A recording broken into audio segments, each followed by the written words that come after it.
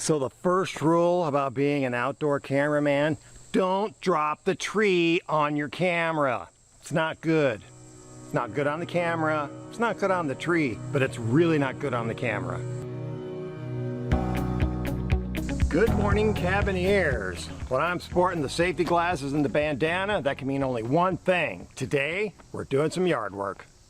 Today I'm going to be pushing this tree line back as far as I can, probably about 4 feet or so, and then trimming up the branches because this is the main road to the Hiwassee cabin, and every time this summer we've been driving down here, it's like going through the Flintstones car wash. I brought just about every vegetation clearing tool I have from the shed up here because I don't know what I'm going to be running into. Trees, vines, bushes, you name it, I'm going to be cutting it.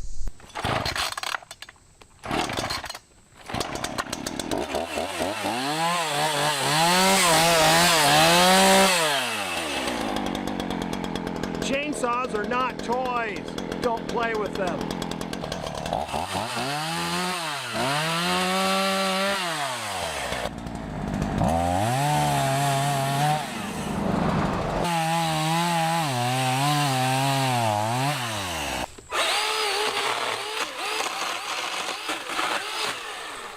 So my goal for this project is twofold. Not only do I want one good solid mowing deck width of grass between the driveway and the trees, but I also want to knock down the lower branches so that way the branches aren't overhanging and then hanging down into people's cars as they try to drive up to the cabin.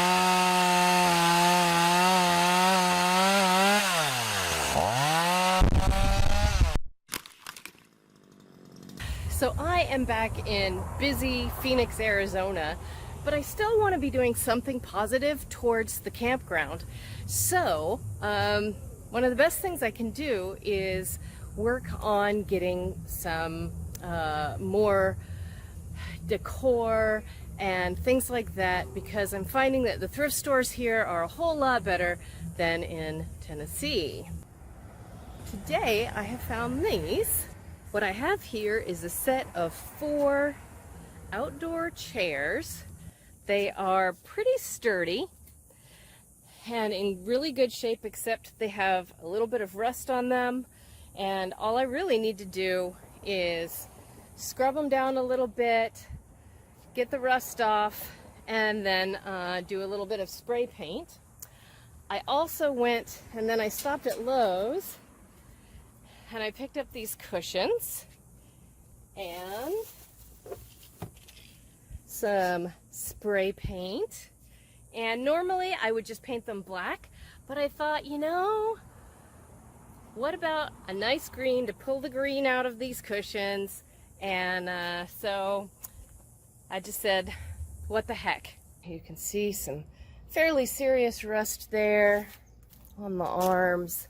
It looks like they sat in water for a little while. So I found this product at Home Depot and I'm gonna give it a shot and see how it works. The directions say that I have to clean it first. That makes sense. Remove loose rust particles with a wire brush and rinse metal with water to break the surface tension and apply the rust dissolver to wet surface. So I'm about to do all that.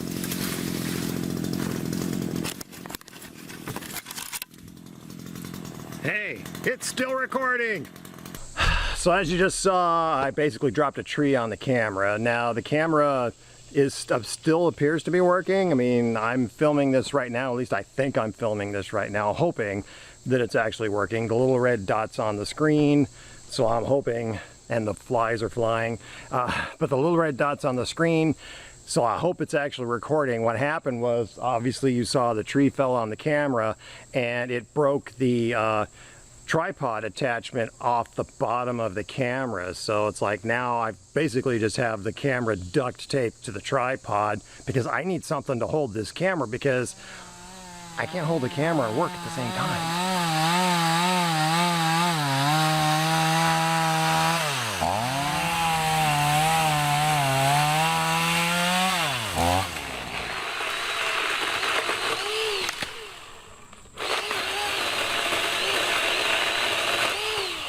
So if you're ever out there in your backyard and you're trimming that tree or trimming that bush and it's really hot, it's like 95 degrees out or even hotter, and you're complaining because it's hard work and it's hot and you're sweaty and you're disgusting and you're tired, just remember, I've got 22 acres.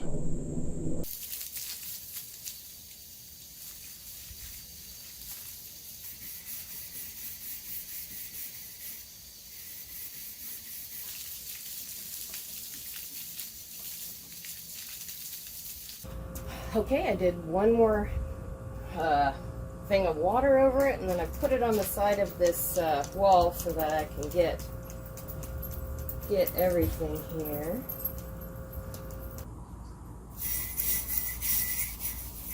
So I probably should be wearing rubber gloves. Although I'm not really touching it. You can kind of tell how the rust is coming off there. It's a lot thicker here, so that's going to take a lot longer. I'll probably apply a couple more coats, but you can really see here how very well that rust is just coming right off. So all right, good product. All right, as soon as that one's done, well, I'll start on the other ones. All right, so I now have an assembly line of these chairs. They all have the rust remover on them. It is slowly working. This was the first one and it's getting pretty good. You see, I did break down and get gloves because you know, sometimes you just have to do that. And it's looking pretty good. That was a terrible shot. So I'm just now going over them with the stuff, making sure that it doesn't dry because it says I'm not supposed to let it dry, turning the chairs around, and I was worried that the feet might be more damaged, but they really are in pretty good shape despite the rust bits. So now that I've got the rust bits off, I'm feeling pretty positive about this project. And that's the last one of these. They're all rinsed and now they just have to dry off, and I should be able to paint them in an hour or two. But I'll probably wait until the sun's down actually. But for now, I think what I need is a jump in the pool.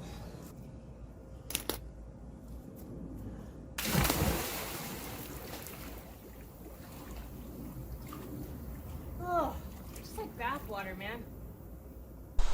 I've been telling you that we've been getting a lot of rain this summer, and we have been getting a lot of rain. Yesterday I was going to my friend Jay and Don's house over for dinner because they invited me over, and on the way there, on the main thoroughfare in and out of where we live, I came across this. So the river, or part of the river, comes right in through here and makes a bend, and it has washed out or undermined this part of the road. I don't know how long it's going to take them to get fixed, but we're going to be reduced to one lane for quite a while until this gets repaired.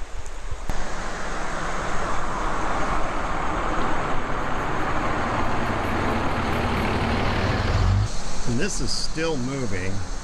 You can see down in through there where there's water trickling through, and just a second ago I missed it, but like part of this asphalt here like fell down just a second ago.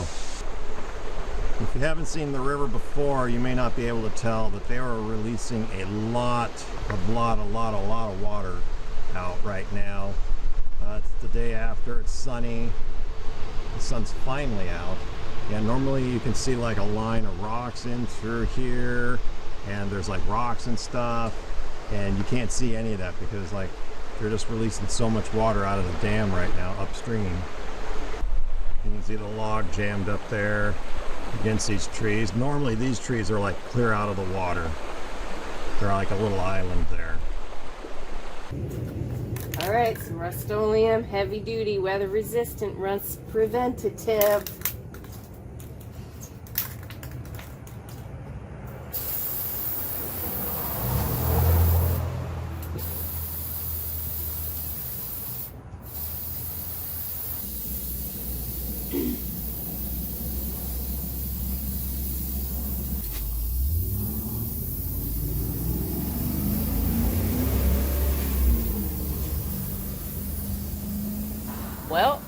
I'm almost there.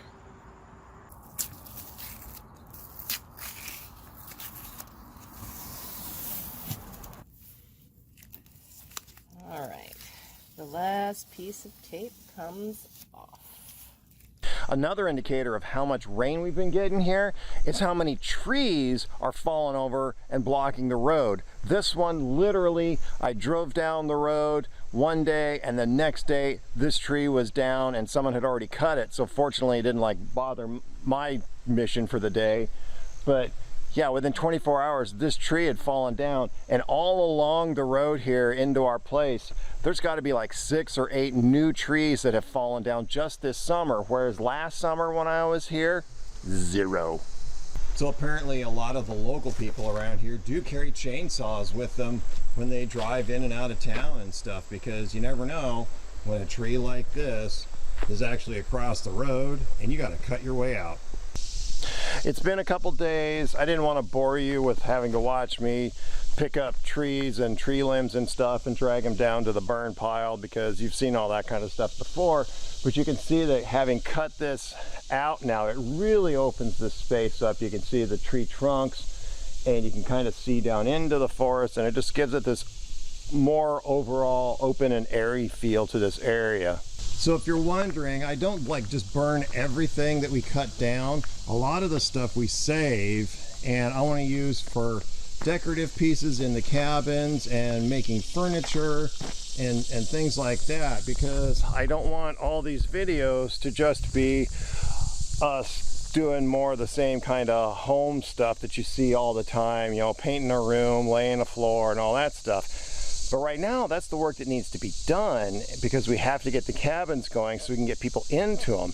Eventually, we want to get to a point where, yeah, the videos are, oh, Brian's got this new cool tool and he wants to make rustic log furniture with it, and let's see what happens. And that's where we eventually want to be. But for right now, it's all about the sweat equity. Good morning, Cabineers. We're on like day 3. Well, this is the beginning of the 3rd day with no rain, so who knows? It might rain this afternoon, because you never can tell around here, because evidently it rains all the freaking time this summer. You remember about 30 seconds ago when I was telling you about the rain and how it was causing the trees to fall over and things like that on the road? Well, guess what? It happened right here on the retreat. This morning I was driving my cart along to do a little work and came across this tree here, which is now leaning into this tree, and it's hard to tell from this angle, but if I come around here, you can see that the tree supporting it is now bent at like this weird angle a little bit. So there is a lot of pressure and a lot of weight on that tree, and it's probably all being held by some little branch up there, which means I have to get rid of this tree somehow. And that is a big freaking tree, and right now I don't have the tractor. And here we have the big reveal. No more rust. All pretty. To recap, the chairs were $5 each. The paint, it took about a can and a half per chair, which I think is a good safe bet whenever you're doing this style of chair. The paint was about $5, $6 each. So 6 cans at $6 a piece. And then the cushions, they were on sale for about $18 each. So the cushions were actually the most expensive part. I could have gone with cheaper cushions, but I really liked this style because I've already got this all over my yard. If you have any suggestions as to where on the campground we could actually put these chairs, then put it in the comments section below. One of the first things you do notice about being out here all by yourself is the sound. It's interesting how the sound, like when I'm talking to you, it's like it sounds like my voice is going off and it's very dead, but then I can hear stuff from miles away sometimes, like banging and mowers and tractors and cars and stuff sometimes. And it's incredible what carries and what doesn't carry. And because it's quiet out here, there's not a lot of background, there's not a lot of other people noises. or at least for me anyway, it's like, I don't want to start making any noise, because, you know, when you make noise, that means that, you know, you're making your presence known, and who knows what might be out there that's looking for you, or something like that. I mean, and there's nothing out there, but it's that subconscious caveman response that it's like, oh, when it's quiet, you need to be quiet because you don't want to draw attention to yourself because you might get eaten. Yesterday I ran into town for a few hours to do some errands, and when I got back, this happened.